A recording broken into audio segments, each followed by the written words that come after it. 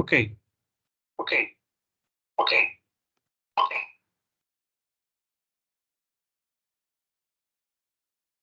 Okay, so good evening, everyone.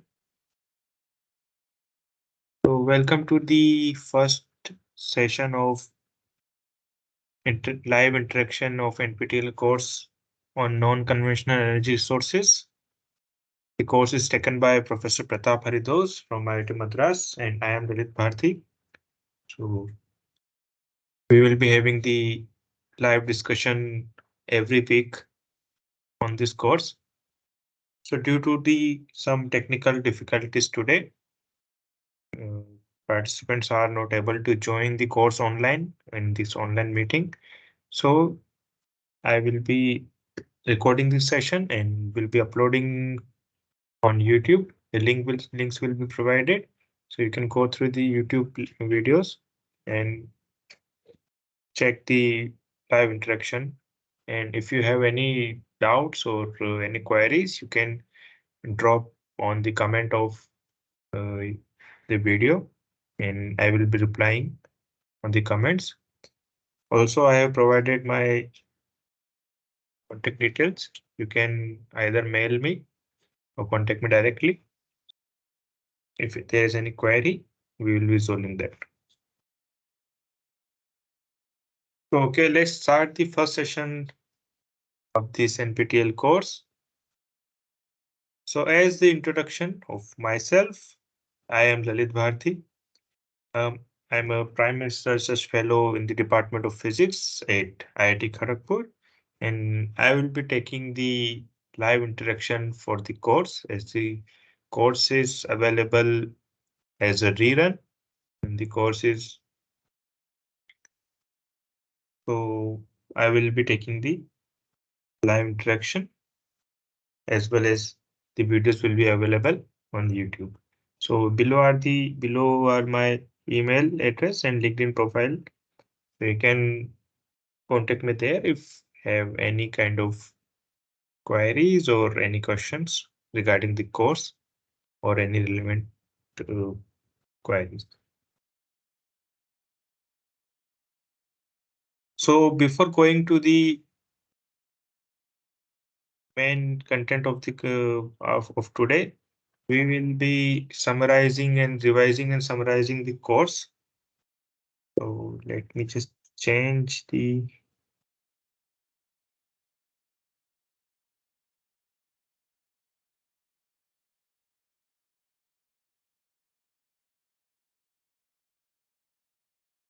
So basically this course is on the non-conventional energy sources. So we will first introduce you what are the fundamentals required for this course. And this will be started with the very fundamental level. So everyone and anyone can understand the course. So three lectures have been covered in this week, and this discussion is about the first lecture, and first lecture is the learning objective of the first lecture is to be familiar with the quantities. So we will be discussing some common quantities and some quantities which are not so common, and at the end the scale of energy uses of the world. So these are basically the scale of quantities. So you can see from here it is kilo. So from kilo to kilo is very commonly encountered quantities as we use the kilogram as the measuring of weight. Then as we go further at the higher dimensions, we'll uh, go at the 10 to the power 6, which is mega, giga. These are very commonly used as our data storage. So we use the megabytes, gigabytes, even terabytes. And as we go further, beta is 10 to the power 15, similarly zeta 21, iota is 24. So in the opposite direction is we go below 10 to the power 3, there's -3 is milli, micro, nano, pico, and then is -15, which comes at the atomic level. So that is called femto. So these are the basic units of quantities. So these are some examples of units when we just discussed. So this is a femtosecond laser. So femto means stands for -15. So this is the typical example of 10 to the power minus unit. So the femtosecond laser means the time period of the laser is 10 to the power minus 15 seconds. So it will be, if let's say this is a laser and this is some kind of substrate, the laser will be applied only or for a very short period of 10 to the power minus 15 seconds.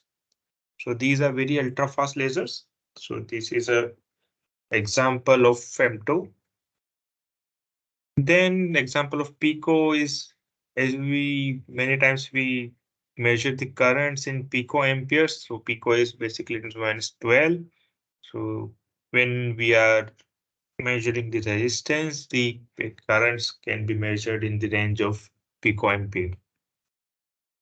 Then 10 to the power minus 9, this is basically at the scale of nano. So this is a very basic, very good example of amplification of 10 to the power minus 9 or nano. So this is some TEM images or transmission electron microscopic images of carbon nanotube. So this means these are very high resolution microscopic images. So you can see this is a nanotube like structure, and this is at the range of 20 nanometer. Means the size of or the diameter of the tube is 20 into 10 to the power minus 9 meter. This was the carbon nanotube. Similarly, these are some more common examples. This is the microscope. Micro means 10 to the power minus 6. So usually what optical microscope we use, these are on the 10 to the power minus 6 uh, meter of resolution. So this is a basic example of micron. Then similar examples is the artificial pacemaker, where some microwatts are used as power uses of that pacemaker. So 60 microwatts, which is taken by the lithium iodine battery. So that is also example of micro. Now it is mini. Mini is very basic, 10 to the power minus 3. So some typical calculators use 0.1 milliwatt of power. And as we see, these are the AA batteries. So there's approximate use. The capacity of those batteries are typically 3 watt hour. Then it is 10 to the power 0, or you can take the unit as the scale of 1. So this scale is 3 watt. So some typical examples are the cameras used by the people to capture pictures. So these are the back school, the old school camera. So this is, they are taking the power of around 3 watt, and batteries used are of capacities of 14 watt hour. Similar to that, some higher to cameras, this is stands for 2 watt of unit. So this is the example is the household bulbs. So it can range up to from 5 watt to 200 watts. This is the another example of 10 to the power 3. So this is the Hubble telescope. As you can see, this Hubble telescope is powered by the solar panels installed here and there. And the typical power usage is 2400 watt. So we can directly say it is 2.4 kilowatt. Similarly, batteries using power, these are having the capacities of or the power uses of 5000 watts. So these are basically 5 kilowatt. So these are the typical lead acid batteries which having up approximate capacities of 600 watt hour. This is another example. The battery capacity is 30 kilowatt hour. This is for some heavy vehicles. It is shown as the bus to transport students. And power usage is 20 kilowatts. So it is in the range of 10 to the power 4 watt. Similarly, some petrol vehicle, electric vehicles, these are the petrol electric hybrid vehicles or the typical electric vehicles. These are having battery capacities in kilowatt hour, and the powers are around uses are around 60 kilowatt. So now up for the some higher capacities or the higher values of power usage. This is the example of submarine. Submarine can take from 500 kilowatt to 3 megawatts of power. Then this example 10 power 6 watt. This is so not watt, 10 power 6 of unit. Uh, so as we capture our pictures in our mobile phone, so it shows the in units of megapixels. So the mega stands for 10 power 6, and pixels is the unit of the data stored by the cameras. So that is basically the megapixel. So it means 10 power 6 pixels.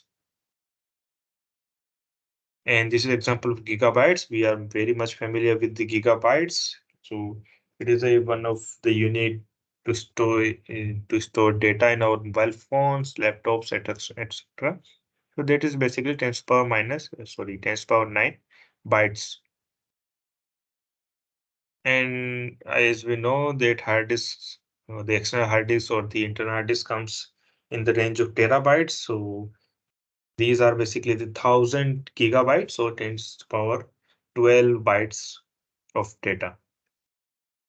Then for the example 10 to the power 15, so we know the supercomputers are the co computers which runs very faster compared to our conventional or our household computer or laptops. So the speeds are around 10 seconds to 100 seconds of petaflops. So the peta is here is 10 to the power 15. One petaflop is 10 to the power 15 floating points operations per second. So these are the example of peta. Then we comes to the 10 to the power 18 or exajoules. So this is typical level of world energy uses per year. So that is 500 exajoules. So this is example of exajoules. We will be calculating the total energy used by world per year in the later slides. So this is just for the for familiarization with the units of 10 to the power 18 or the exajoules. Then 21, it is the example of zeta. So as we can say that humanity is said to have crossed 1 zettabyte mark in terms of data created and stored overall. So by 2024, it is definitely multiplied by many fold. So this is an example of zettabyte, which is resembling the 10 to the power 21. And 24 is this is one example of massive spiral galaxy from Chandra Observatory. The distance is around 100 million light years or 1 iota meter. So that is example 24.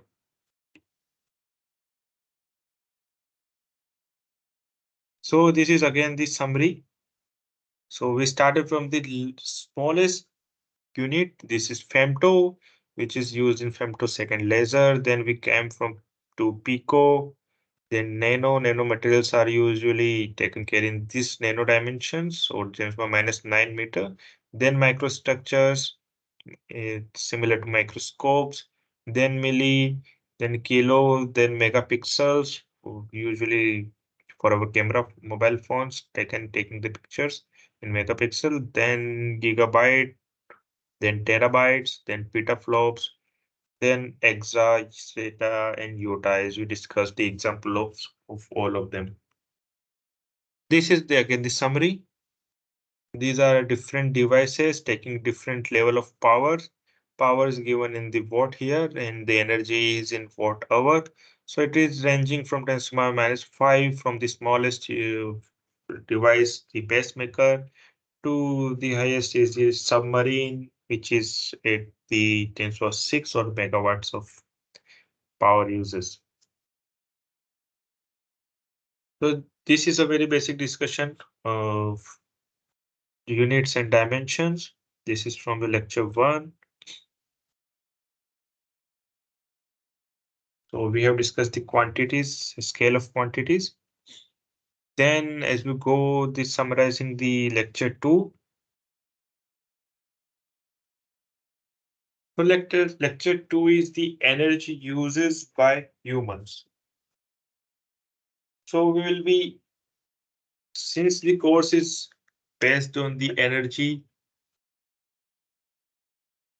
and the energy applications, so we need to be familiar with the impact of human on atmosphere or the energy used by human, and there we will be having there a very basic estimation of that.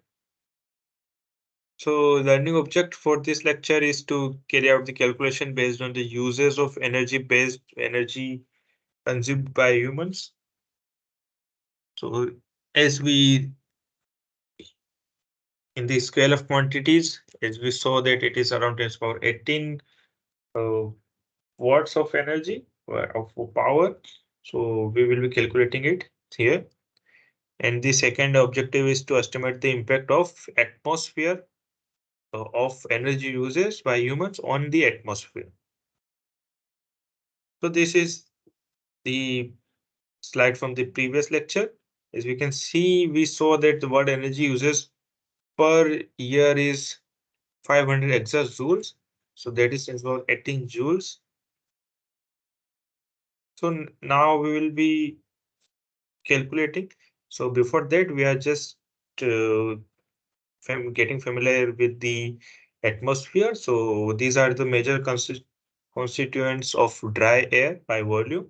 So basically, as we know that nitrogen is the most abundant element in the atmosphere, that is 78%. Then comes the oxygen, which is around 21%.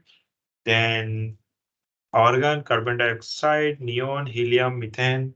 So these are all the major elements present in the atmosphere.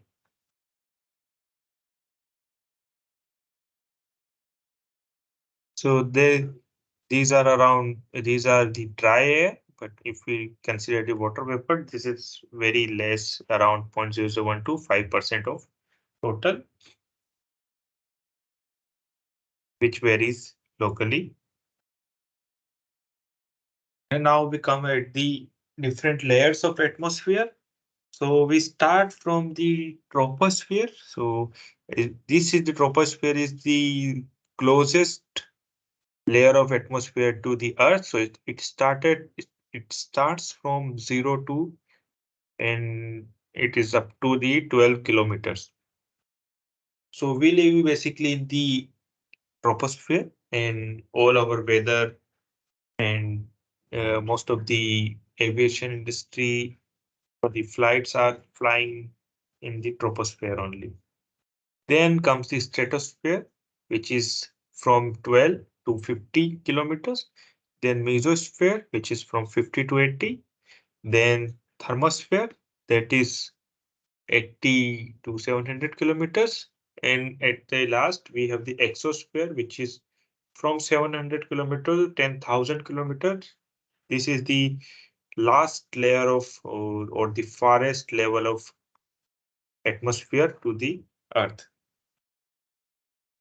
So as you know, we are living in the troposphere. So approximately 80% of mass Earth atmosphere it is in the troposphere, because this is the most dense layer of atmosphere. As we go away from this Earth's surface, the density decreases and the mass of other layers are, that's why, quite lesser than the troposphere. So we are just trying to find the volume of troposphere. This is a typical example. Radius is, as you know, the radius is around 6,400, but being specific, it is 6,371 kilometer. This is the volume in 10 to 21 meter cube.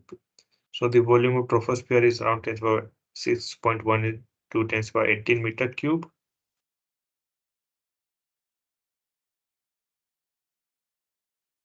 Then we come at the composition of crude oil, because crude oil is a very basic example of, or very first example of energy. Most of the energy is still generated from the crude oil. So these are some example of the main elements present in the crude oil. So mostly, because since the crude oils are hydrocarbons, so it is the most the major elements is the first element is the carbon, which is around 85% by 8%. And then it comes with the hydrogen, then other elements like nitrogen, oxygen, sulfur. So this is the calculated enthalpy of formation of CO2. This is minus 394 kilojoule per mole. So 1 mole of CO2 correspond to 22.4 liter at standard temperature pressure, or 22.4 times per minus meter cube at STP. So therefore, as we correspond the release of CO2 for the energy of 5 into 10 power 20 joules, so it comes around to be 2.8 into 10 power 13 meter cube of CO2. So this is the typical emission of CO2. So if we try to calculate the time required to double the CO2 levels in atmosphere at the present rate, is it comes out to be 86 years. So in the last 86 years, the level of CO2 has doubled in the atmosphere, which is the point of concern for it as a environmental perspective. So conclusion from this lecture is the energy uses by the human can significantly impact the composition of the atmosphere, because as we are using the energy, uh, for this example, it was from the crude oil. The composition is significantly increasing, is significantly changing by increasing the level of carbon dioxide. And it can be happen in the very short period of time, as we calculated just 86 year, 86 years of time. So it is significant time, it's significantly short time for humanity.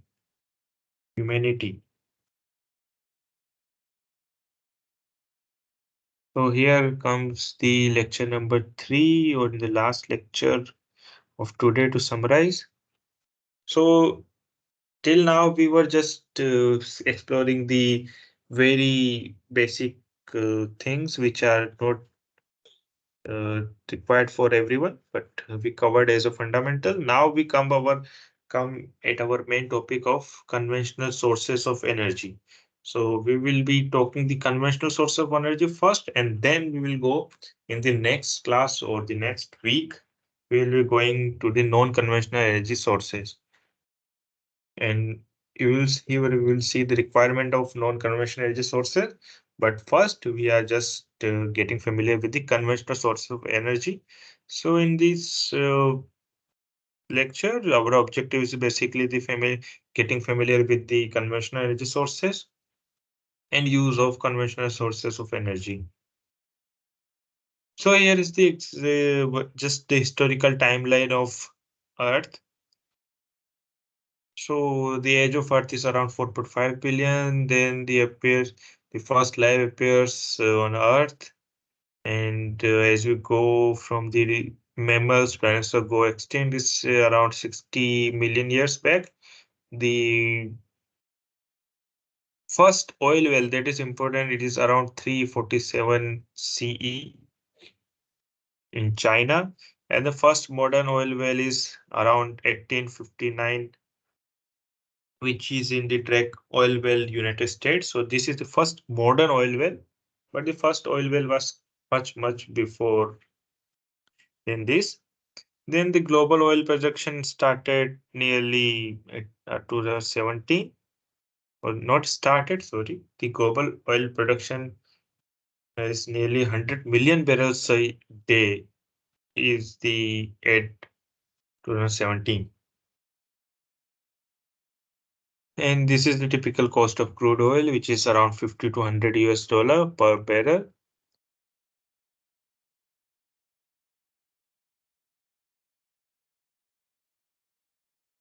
So this is the example, or this is the mechanism of how the crude oil is made in the seabed. So basically, the most of the crude oil is extracted from the oil wells below the sea level, below the sea in middle of the sea. So this is the seabed. So we have some dead plants and mud on the turn into rock, and due to the high pressure and high temperature, sorry, high heat and high pressure of uh, on the dead plants and animal, or we can say the organic elements, and due to the absence of oxygen, they cannot turn or they cannot burn even at the high pressure and temperature. So they turn into into a pure form of hydrocarbons. It takes time of millions of years. So this kind of uh, explanation will be made in the later stages of this course. So this is one of the example of impact on environment, changing the, as we know that as we calculated in the 86 year, the CO2 levels get doubles in the environment.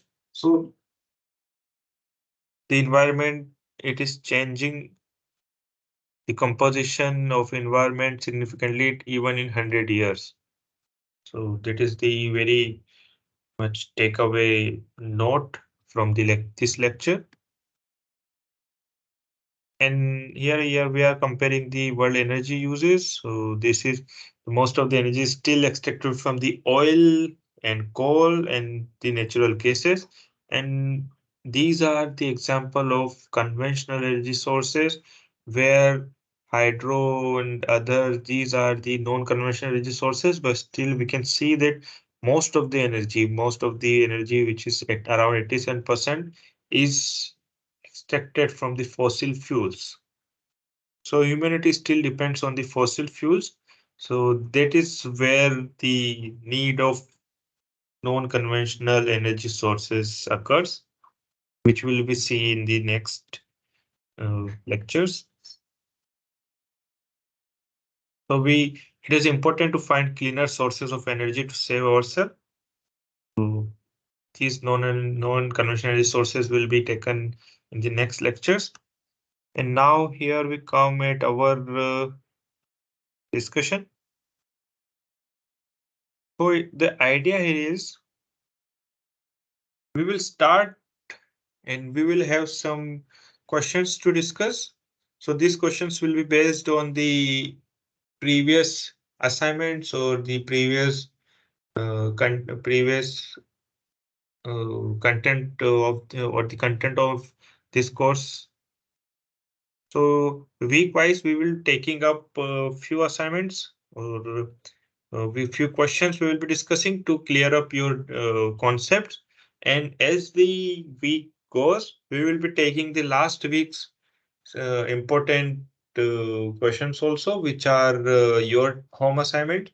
So if you have any doubts in your home assignments, so we will be discussing in next week, because you have to submit the assignments and they will be evaluated in that same week. So whatever the evaluated or the uh, graded assignments are available on this course, they will be discussed in the next week, and a few questions which are not graded, they will be discussed in the same week.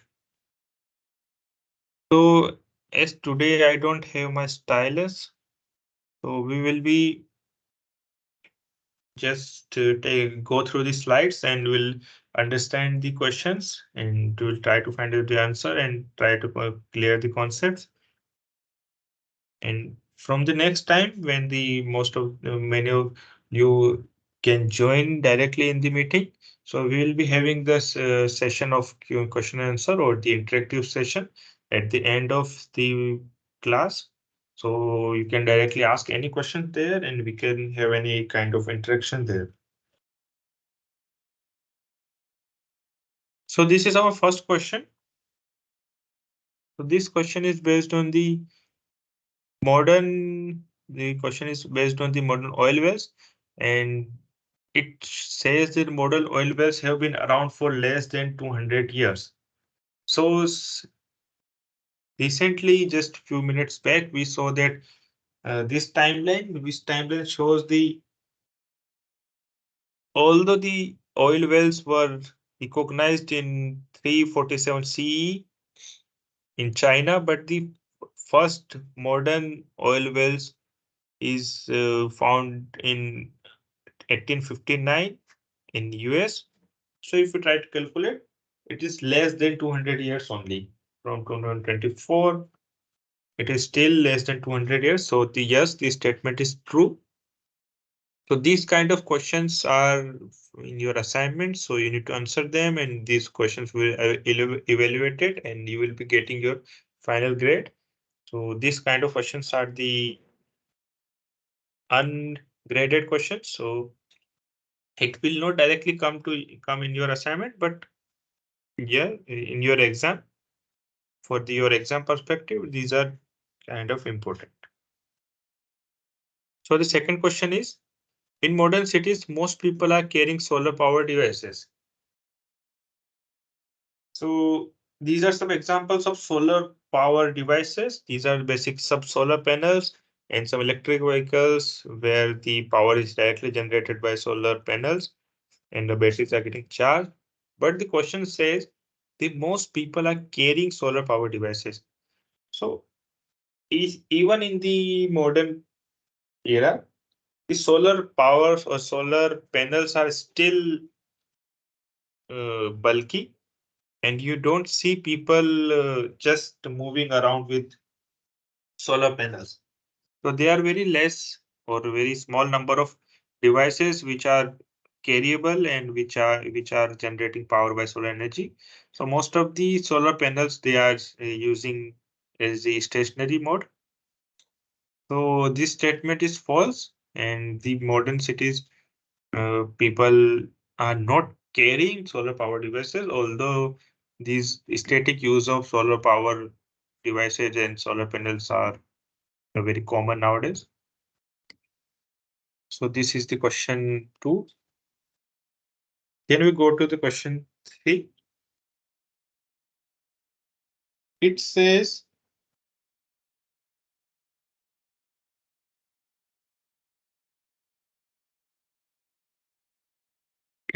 that at the present rate of uses of energy without changing the source of energy, it is likely that amount of carbon dioxide in the atmosphere will double in less than 100 years. So we have also calculated it, and this is the actual experimental data. So in recent slides or the previous lecture slides, we saw that we calculated the time taken by the level of CO2 to get doubled. So we found that it was around 86 years. So that was the calculated timeline.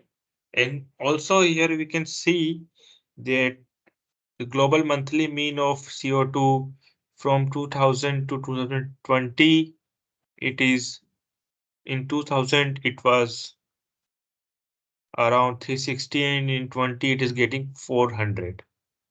So it is changing significantly. But if we see the actual data and the forecast data of scale of hundreds of years, so this is our current level. We are at 2000. It is we are at around 2020, and we see that from 2020 it is around 15,000 million ton per annum. And if you go around 2100, so it will go around 30,000 million ton per annum. So in the span of 100 years from 2000 to 2100 or the 2100, it is going from 10,000 to 30,000. So it is the medium population forecast. If the population is remains same at the increasing at the same level, so the world energy consumption will be 3 times. Even at the low population forecast, it is still in 100 years, it is getting 2 times. So we saw the carbon dioxide levels are directly linked with the world energy consumed by a human. So in both of the cases, we saw that yes, the carbon dioxide levels are increasing, and we also calculated, and this data also shows that in less than 100 years, it will be getting doubled. So yes, this statement is true. Okay, so it is around an hour, and we'll be taking a short break of around 10 minutes, and we'll be back and we'll be doing the rest of the questions and any interactive session at the end.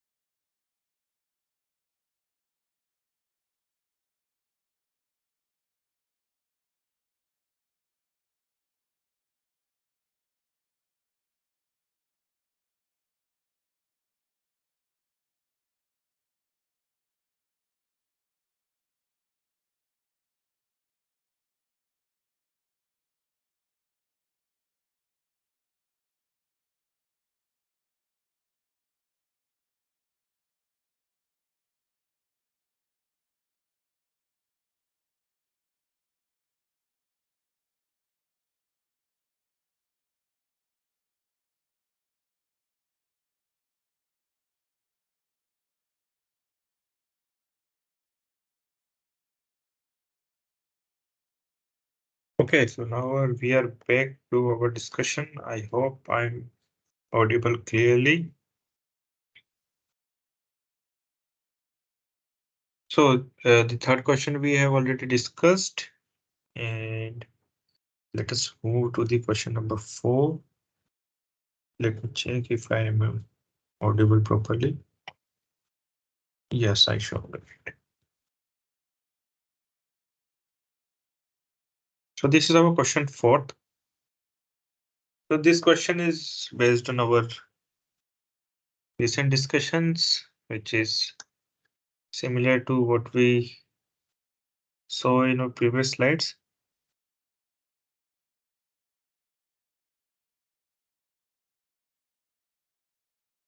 This question is: laser used for surgery are often on for only a very small fraction of second of time. So we recently discussed the femtosecond laser. So which laser is having the time period is around 10 to the minus 15 seconds. So that is a very short time of period, very short period of time. So we discussed this femtosecond laser in the scale of quantities. So that is basically used in the laser surgery where the larger pulse can damage your cells or the cells of cornea. So very small short period of time lasers are used, which are shown in this right side. And the LASIK surgery procedure of LASIK surgery is shown here, where femtosecond lasers we use. So yes, this statement is true that very small fraction of second of time these lasers are incident on the cornea for the surgery purposes.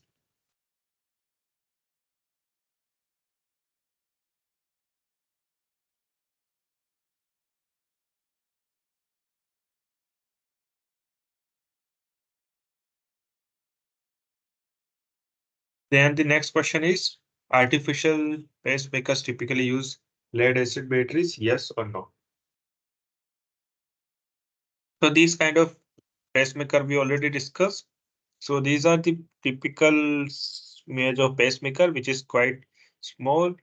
So this pacemaker is externally used to generate the electrical activity, which regulates the heartbeat of a human. So here you can see the ultrasonic pulse is sent to wirelessly electrodes that cause left ventricle to pace. So it makes your pace of your heartbeat. So they are asking that if they are using lead acid batteries or not. So as we know, the lead acid batteries are very bulky. This is an example of 12 volt 675 ampere hour, but the pacemaker needs a very small amount of power, which is in microwatt, and the battery size also should be very small to fit in the setup and which can be carryable uh, with the patient.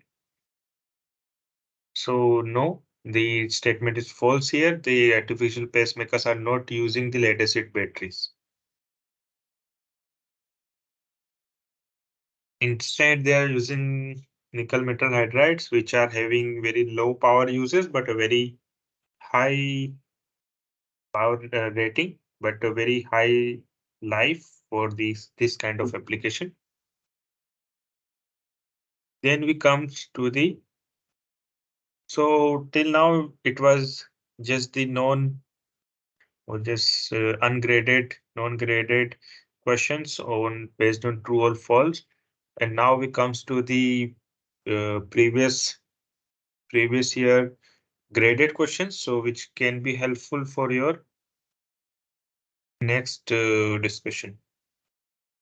Yeah. So this will be helpful for your next classes. Let me just finish up things.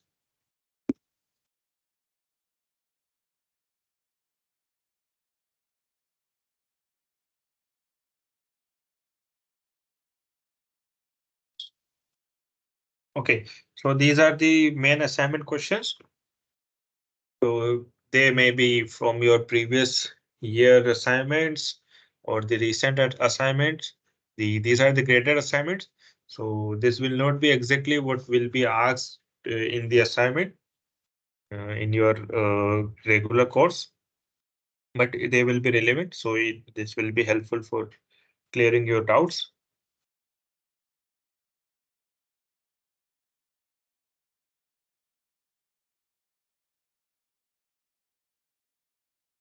So the question is you need to match the following items at the closest size scale.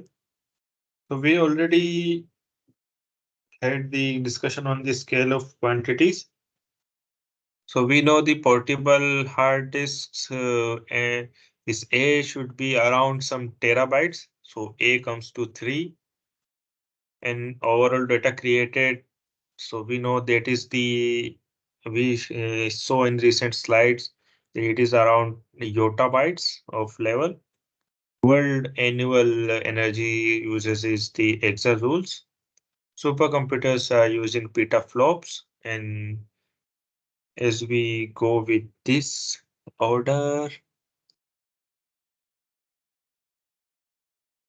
the A goes to 3, B goes to 5, 1, B goes to 4, and C goes to 2. So your option 3 is correct in that case. So I made a mistake here that overall data created and stored in humanity by 2010 is in the zeta order. Iota order we saw in the light years. Example of light years where the stars are the distance of any star or any planet is measured in the light years of units. So this was the first question. Then similarly, you need to match the following devices with the power uses. So car battery, we can see from here, the car battery is in the kilowatt range. The household bulb is in some hundred of watts. So test for 2, so it will be zero point 0.1 kilowatt. The Hubble telescope is in megawatts, so kilowatts, so it is 2.4 kilowatt.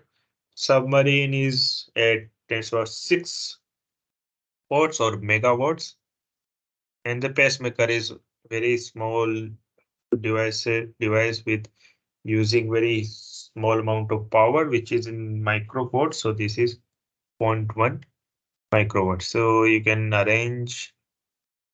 just match these two columns and check the which of the options is correct.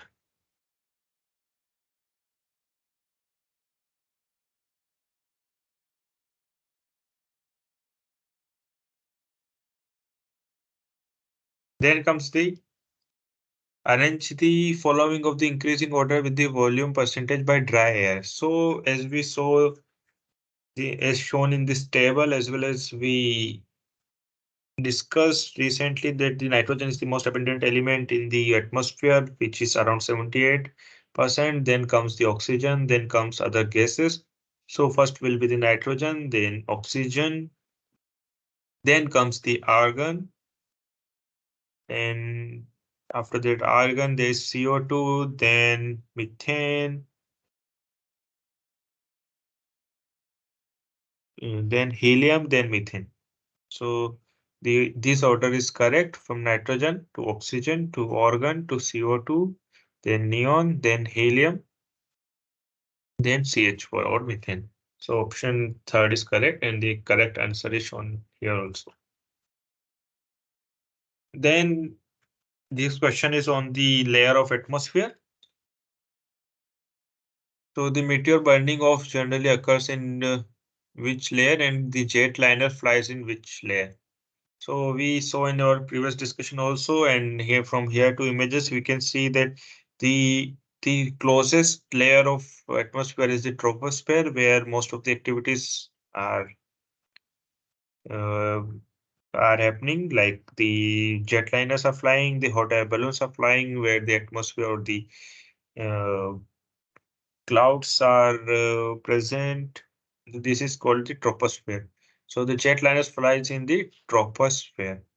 And then we need to see that which layer the meteor burning off generally occurs. So this occurs in the this third layer of atmosphere, which is from troposphere to stratosphere to mesosphere. The mesosphere where we can see the uh, burning meteors from even our eyes.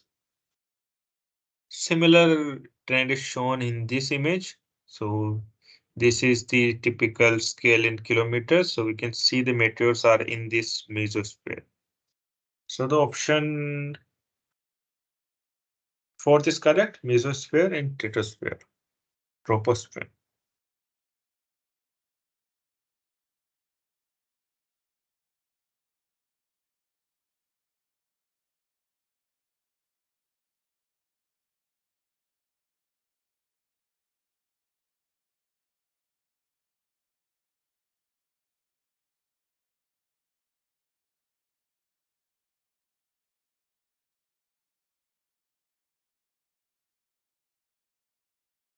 Then the question is approximately 80% of Earth atmosphere mass is in the. So we already discussed this. The most of the activities are happening in this troposphere. So most of the mass is in this troposphere, as we go far away from the Earth's surface, the density of the layer decreases, and the as well as the mass decreases. The most of the Earth atmosphere mass is concentrated in this troposphere, which is around 80%. So the answer is troposphere is correct. So which is the option 3. Then we comes to the sixth question. So the question is time required to double the CO2 in the atmosphere at the present rate of usage is how many years, and it is calculated based on the assumption of A, all atmosphere is within the troposphere, all energy releases through carbon combustion. So the first part of the question, we have already calculated it 86 years. We have calculated in, and I've showed you in the previous slides. So that is 86 here. Then the as we calculation we did based on most of the as we know that 80% of the atmosphere is concentrated in the troposphere. So the option 1 is correct here. And we only considered the energy released through the carbon emission because we calculated from the energy consumed by the human, we calculated from the crude oil. So that is basically all energy released through the carbon combustion. So both option first and second are correct. So from these asked four options, option 2 is correct, where 86 years, and statement 1, statement 2 both are correct.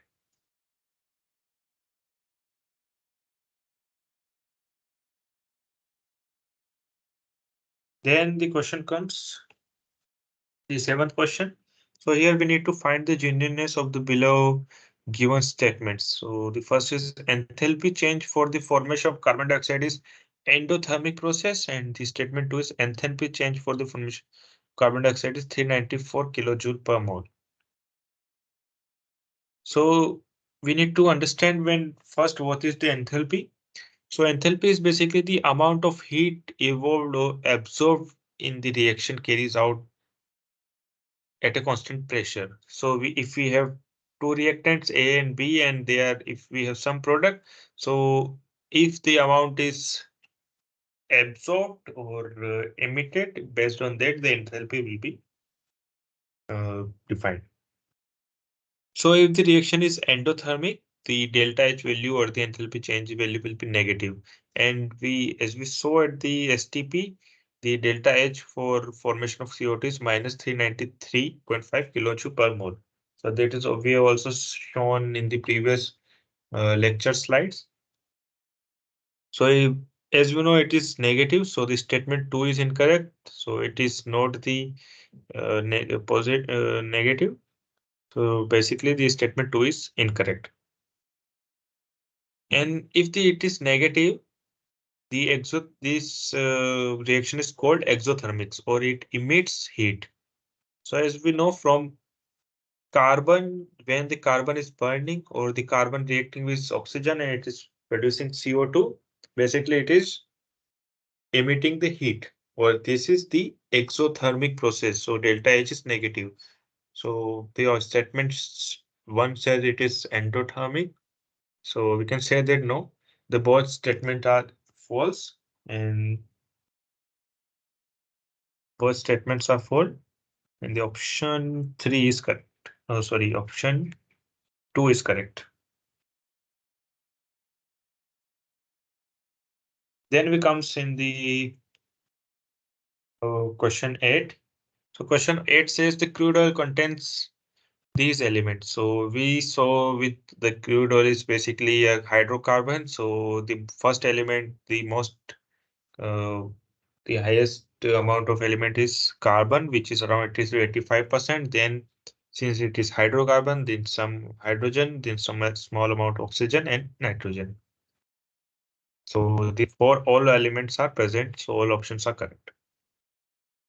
Then the ninth question is in the world energy uses pie chart is it is seen that most of the energy currently used by humanities comes from what? So we have to see this pie chart. So we can say that most of the energy is based on the petroleum and natural gas and coal. And very small amount of 11% is based on the renewable or the non-conventional energy sources. So these all natural gas, petroleum, coal, these are all comes into the fossil fuels. So the option first is correct that the most of the energy around 88% is still generated from the fossil fuel based sources. So option first is correct. And here comes at the last question of our discussion. So condition under which the crude oil forms are millions of years with blank. So here it is shown the process of formation of crude oil. So we can see that this is a typical oil well. So oil well is basically deep inside the earth crust and earth's surface. And this well is for the gas. And as we go below, this is more under more pressure. It is basically the crude oil. So here it is shown the stages of crude oil formation. So first we have some fossils. So fossils is basically some organic element. It can be the plant based or the dead organism, plants or animals. And then by the time of scale of millions of years, the sediment rocks are get covers all these fossils and they got trapped in below the sediments, and the sediments by the time they change into hard rocks and put a lot of pressure on the trapped fossils, since it they suffer with a lot of high pressure and high heat, but they don't have the presence of oxygen, so they cannot burn out and produce carbon dioxide. So they will be changed into the pure form of uh, carbon, which is either coal or oil or natural gases. So here it is shown. It is a basic reservoir. So gases are due to the low density, gases are at the upper side, and then the oil. So these are trapped in a rock. So we'll say that with high heat, high temperature, and the absence of oxygen. So option one is correct. So all these uh, will form the crude oil. So that is the reason why most of the crude oil are is present. The way oil wells are present in between or in the deep sea. So due to this formation mechanism. So this is our questions, all kind of questions based on the week one syllabus covered. So This is time for some kind of discussion, so interaction between you and us. So if you have any kind of discussion, any kind of questions or queries, I am here for for a few more minutes, as we have a few still have some time to conclude the session. So I will be here. You can ask anything and regarding the syllabus, regarding the course, and we will conclude the session. Thank you for